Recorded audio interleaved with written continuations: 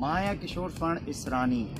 अॼु पंहिंजे सिंधी समाज जी प्रतिभाउनि सभु जॻह पंहिंजो नालो कयो आहे ऐं हिन लॉकडाउन जे समय जे दौरान हली पंहिंजे सिंधी समाज जी संस्थाउनि द्वारा प्रतियोगिता आयोजित कई वई हुयूं। हिन में हिकु अहिड़ी प्रतियोगिता थी हुई जेकी सिंगिंग जी बि हुई, एंकरिंग जी बि हुई ऐं डांसिंग जी बि हुई। सभिनी पंहिंजा पंहिंजा अलॻि अलॻि तरीक़नि सां हिन में पंहिंजी भागीदारी कई। त अहिड़ी कहिड़ी प्रतियोगिता थी जंहिंमें प्रतिभागियुनि हिसो वरितो ऐं हुननि पंहिंजो नालो रोशन कयो। अगर ताकि मुझे ये छड़े करे वनो है तो तवा मुझे कुछ सिखारे त वनो। गैस किए बारबो फुलका किए बचाए बैन रोटी किए टाइबियो बास किए धोए बैन यारो बिठवा ही न पड़ी बुंजी तो खसवा विंडो साह जड़े निकरी ओ यार अच्छी छाकंदे पायो कफन जड़े मोते हाय पायो कफन जड़े मोते कोमो खेड़ से छाकंदे हाय। हिन ई प्रतिभागियुनि में हिकु एंकरिंग में पंहिंजो नालो कयो उत्तर प्रदेश जी वीना केसवानी, जेकी एंकरिंग में पूरे देश भर में सेकंड प्राइज जीतियो आहे। हर हिकु माण्हूअ जी पहचान मिले थी हुन जे नाले सां, हुन जे वीचारनि सां, व्यवहार सां, भाषा ऐं ॿोलीअ सां। असां सिंधियुनि जी पहचान समाज में नाले ऐं सरनेम सां थिए थी। जय झूलेलाल। मां कानपुर मां कुमारी वीना केशवानी तव्हां सभिनि जो हिन ख़ुशीअ जे मौक़े ते स्वागत कयां थी। त पूरी स्टोरी छा आहे उहा मां तव्हांखे ॿुधाईंदुसि। तव्हां जुड़ियल रहियो मूंसां गॾु, ठहियल रहियो मूंसां गॾु ऐं ॾिसंदा रहियो किशोर स्वर्ण इसरानी सां गॾु सिंधी भजन, सिंधी न्यूज।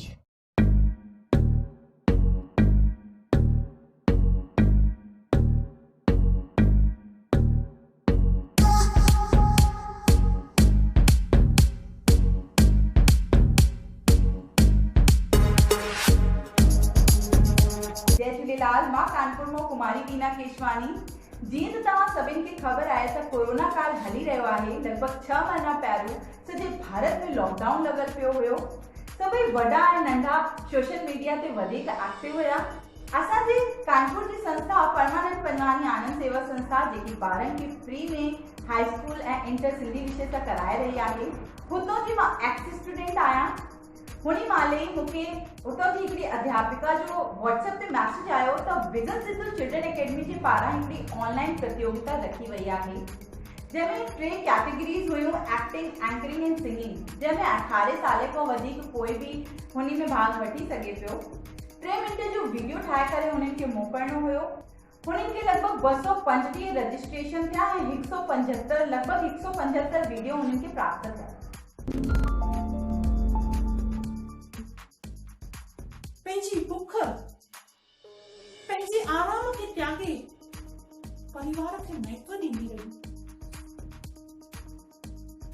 ॿारनि खे स्कूल मोकिलणु, पतीअ जी नौकरीअ जो ध्यानु रखणु, परिवार में कंहिं शख्स, बीमार शख्स खे दवा ॾियणु, सभु कंदी रही। पंहिंजा हर फर्ज़ पंहिंजे टाइम ते पूरा कंदी रही। उनखां पोइ बि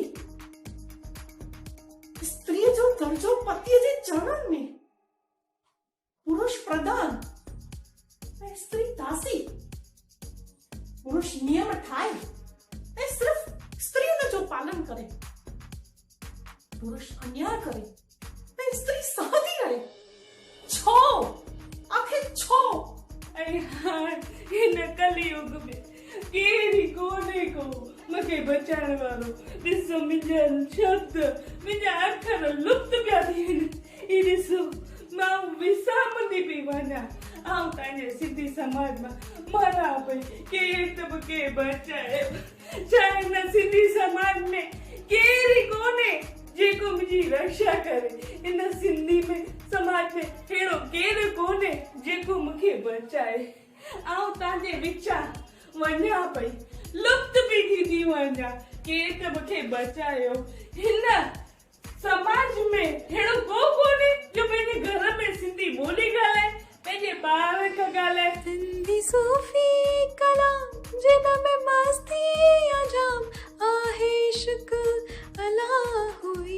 सजल थी आम, आहे इश्क अला हुई सजल थी आम, सबके रब में पसी, सबके रब में पसी, रोके राहत भया, हम सिंधी भया, हम सिंधी आया, हम सिंधी आया। पोइ पहिरियों राउंड थियो जंहिंमें हुननि 10 बार हर कैटेगरीज़ में अलॻि थिया। पोइ सेकेंड राउंड थियो जंहिंमें हुननि खे हर कैटेगरीज़ में 3 बार अलॻि करणा हुया फर्स्ट सेकेंड थर्ड विनर जे लाइ।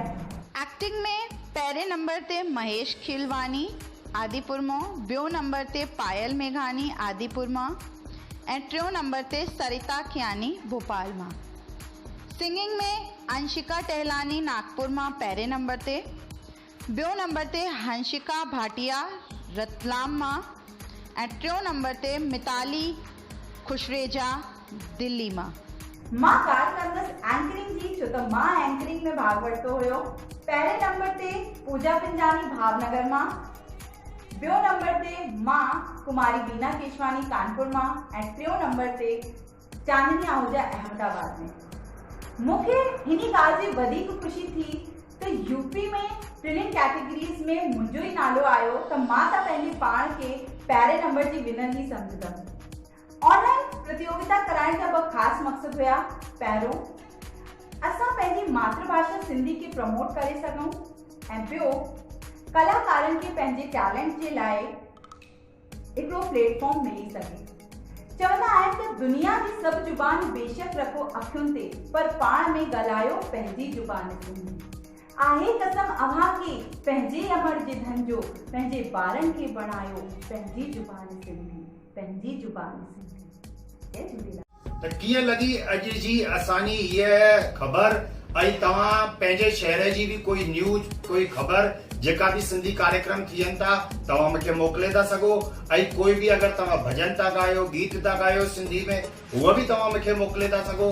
मुंहिंजे सिंधी चैनल ते तव्हांजी हर सिंधी ॻाल्हि तुरंत स्वीकार आहे ऐं हुनखे मां प्रदर्शित कंदुसि। ऐं पूरे देश ऐं दुनिया में रहण वारा जेतिरा बि सिंधी परिवार आहिनि जेको हिनखे ॾिसनि पिया, हिनखे शेयर करण, लाइक करण, कमेंट करण ऐं अगरि असांजे चैनल सां गॾु तव्हां नया जुड़ियल आहियो त सब्सक्राइब ज़रूर करनि, ताकि पोइ बि अहिड़ी वीडियो तव्हांखे लगातार मिलंदी रहे। त ठहियल हुजो असां सां गॾु, जुड़ियल रहिजो असां सां गॾु, ॾिसंदा रहियो सिंधी भॼन, सिंधी न्यूज़। किशोर साण इसरानी सां गॾु।